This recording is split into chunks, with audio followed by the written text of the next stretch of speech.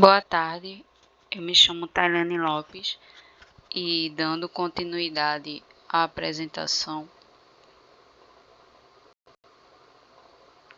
no penúltimo capítulo, o autor ele vai falar sobre o fazer da ecologia mundo capitalista. Vou dividir aqui em alguns subtópicos para melhor compreensão. Primeiramente, falando um pouquinho sobre capital e natureza, segundo o autor, são dois termos que estão interligados e conectados. Segundo ele também, o capitalismo ele não é apenas um sistema econômico, mas uma forma de organizar a natureza, buscando explorá-la cada vez mais e reduzir os custos e acumular capital. Nesse sentido, o capitalismo, segundo ele, não deveria ser compreendido apenas como economia mundo, mas como o conceito que ele traz aqui, como uma ecologia mundo, na qual a sociedade, o poder, as riquezas estão inseparavelmente ligados.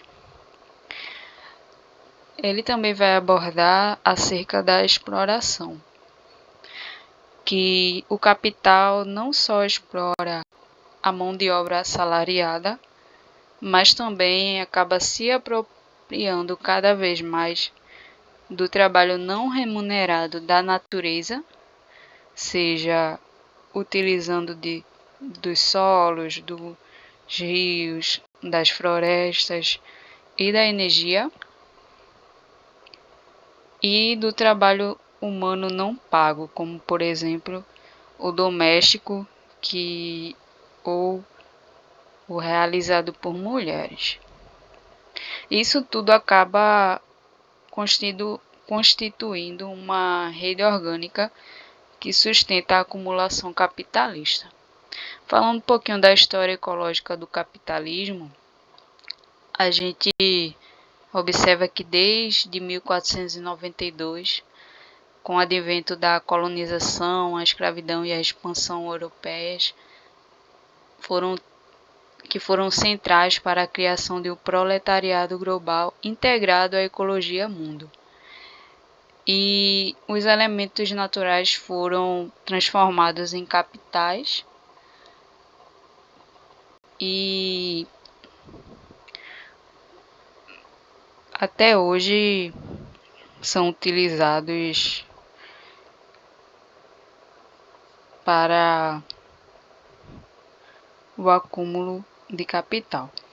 O autor ele traz um conceito de natureza barata, que é um conceito central, onde ele traz esses 4 elementos que são essenciais para o capitalismo: o trabalho humano, como foi falado, alimentos, energia e matérias-primas. E o objetivo é reduzir ao mínimo os custos de produção.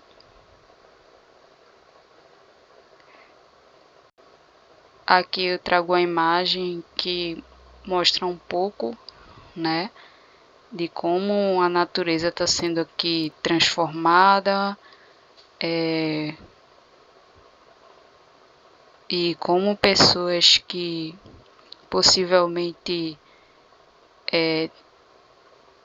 viviam do trabalho no campo, que tinham suas casas aqui, acabam sendo obrigadas a saírem de suas casas, porque o capitalismo ele acaba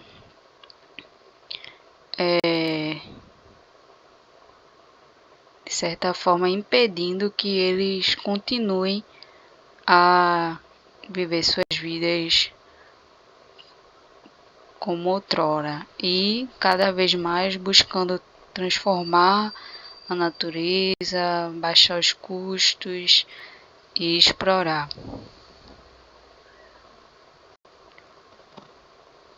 Ele retorna a dois conceitos que é muito abordado no texto, que é o antropoceno e capitaloceno.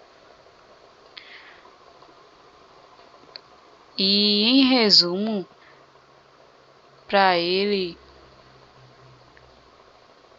o antropoceno apenas culpabiliza genericamente os humanos.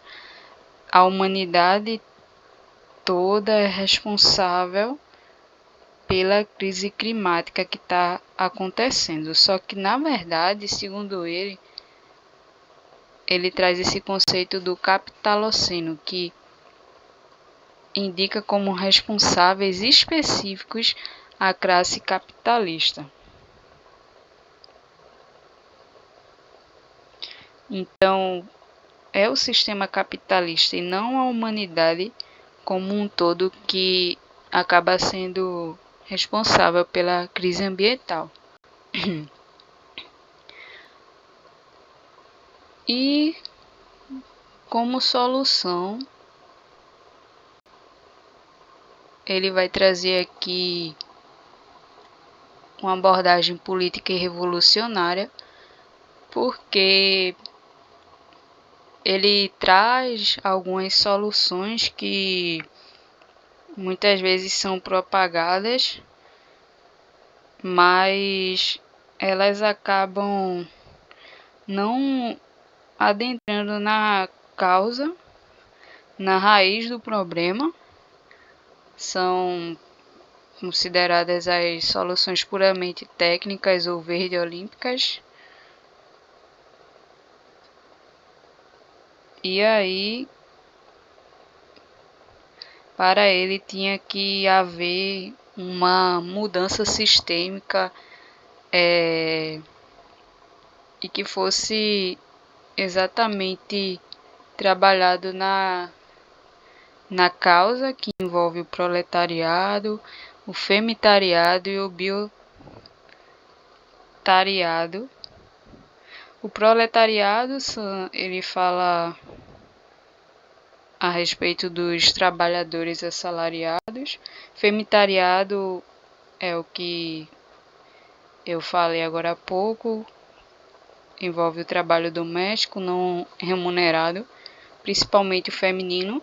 E o biotariado é o trabalho de organismos não humanos. Envolve as plantas, os micróbios, solos, rios, que contribuem para a produção econômica capitalista. E isso tudo, esses conceitos que ele traz, é uma ampliação da análise marxista do trabalho.